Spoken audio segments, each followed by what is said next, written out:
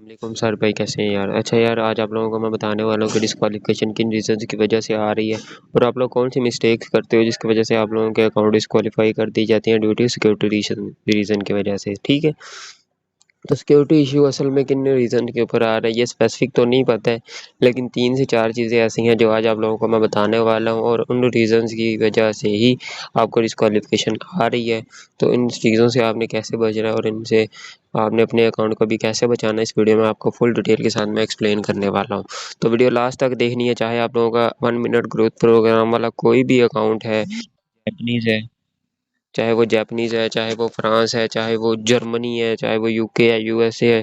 ठीक है, कोई भी है, वो आपने कैसे बचना है इस वीडियो में मैं आपको बताने वाला हूँ। अगर आपका 10,000 फॉलोअर्स वाला अकाउंट भी है, अगर डिस्क्वालीफाई भी हो गया, तो नेक्स्ट अकाउंट को कैसे बचाना है इस वीडियो में आपको देखने को मिलेगा, सीखने को मिलेगा। वीडियो मिस की तो आप लोगों का नुकसान होगा। अब चलते हैं अपने टॉपिक की तरफ। तो ये वीडियो आप लोग देख लो कि ये वीडियो जो है वो डेंजरस एक्टिविटीज़ में आ रही है। ठीक है, ये देख सकते हो। ठीक है, इसमें है डेंजरस एक्टिविटीज़, आगे आगे जाके आप देखोगे। ठीक है, तो ये सारी चीज़ें, तो ये डेंजरस एक्टिविटीज़ में आ रही है। ठीक है, एक पहली वजह। दूसरी आपको मैं ये बताता हूँ, ये वीडियो अब डिस्क्वालीफाई हुआ है। ठीक है, ये तकरीबन किस दिन हुआ था मोनेटाइज, 4 दिन पहले 3 दिन पहले ये मोनेटाइज हुआ था 1 मिनट ग्रोथ प्रोग्राम का। ये जापान का अकाउंट है। अब स्टार्टिंग से ही इस अकाउंट के ऊपर आप लोग देख सकते हो कि इस पे कितनी डिवाइसेस लॉगिन हुई हैं। ठीक है, 1 2 3 4 5 6। ठीक है, फिर ईमेल भी अपडेट हुई है, ईमेल 4 दफ़ा अपडेट हुई है। ईमेल से तो इतना फ़र्क नहीं पड़ता, ठीक है, लेकिन ये जो बार बार अकाउंट लॉगिन होता रहा है, ठीक है, इनसे इश्यूज आ रहे हैं और इनसे इश्यूज आपको, जब आप बार बार अपनी आईपी चेंज कर रहे हो, पाकिस्तान से जापानीज़, यूके, पाकिस्तान से जर्मनी, पाकिस्तान से ये वो कोई भी प्रॉक्सी यूज़ कर रहे हो, कोई भी वीपीएन यूज़ कर रहे हो, अपनी आपकी आईपी है, आपकी जो आईपी है वो रिफ्लेक्ट हो रही है, बार बार रिफ्लेक्ट हो रही है। ठीक है, और आप वीपीएन ऑन करते हो अपलोडिंग के टाइम और बाद में ऑफ कर देते हो, ऑलवेज ऑन वीपीएन नहीं रहता, प्रॉक्सी नहीं रहती। इनसे आपको लगता है कि आपको इश्यूज़ नहीं आ रहे, आपके व्यूज़ भी स्टक हो रहे होंगे इस वजह से। उसकी वजह ही ये है कि हम क्या करते हैं कि हम वीपीएन लगा के अपलोडिंग कर देते हैं कि यार हमें बाहर से व्यूज़ आएंगे, लेकिन आप उनके साइड इफ़ेक्ट्स को नहीं समझते।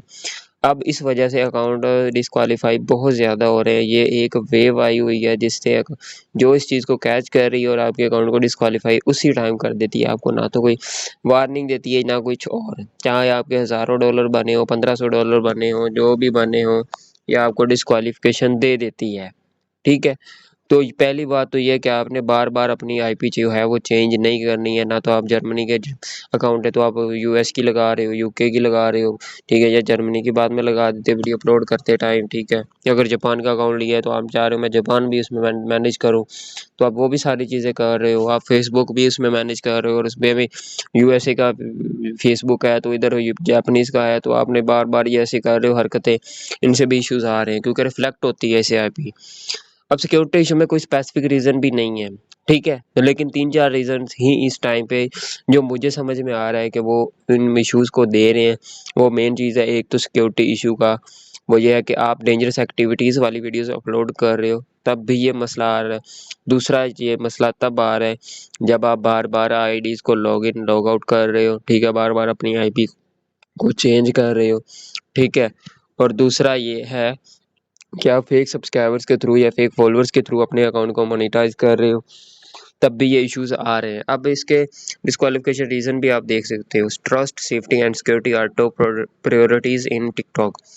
We don't allow activities that may undermine our platform, such as fake engagement, to artificially increase popularity with malicious software or modified code. ठीक है, manipulation of our reward system. ठीक है, तो इससे डिस्टर्ब होता है ये सारी चीज़ें। ठीक है, फिर बाद में इश्यूज आ रहे हैं, यही इश्यूज आ रहे हैं, इसकी वजह से आपके अकाउंट जो है वो डिस्क्वालीफाई हो जाते हैं। अब इसमें ये इतनी सारी चीज़ें इन लोगों ने बताई हैं, लेकिन स्पेसिफिक चीज़ नहीं बताई, जैसे अनओरिजिनल कंटेंट में है कि इसमें अनओरिजिनल जो वीडियोस हम होती हैं वो डिलीट कर देते हैं तो हमारा अकाउंट जो है वो रिस्टोर हो जाता है, या इनएलिजिबल वीडियोस हम नॉट एलिजिबल वीडियोस मतलब डिलीट कर देते हैं तो हमारा अकाउंट फिर भी रिस्टोर कर दिया जाता है।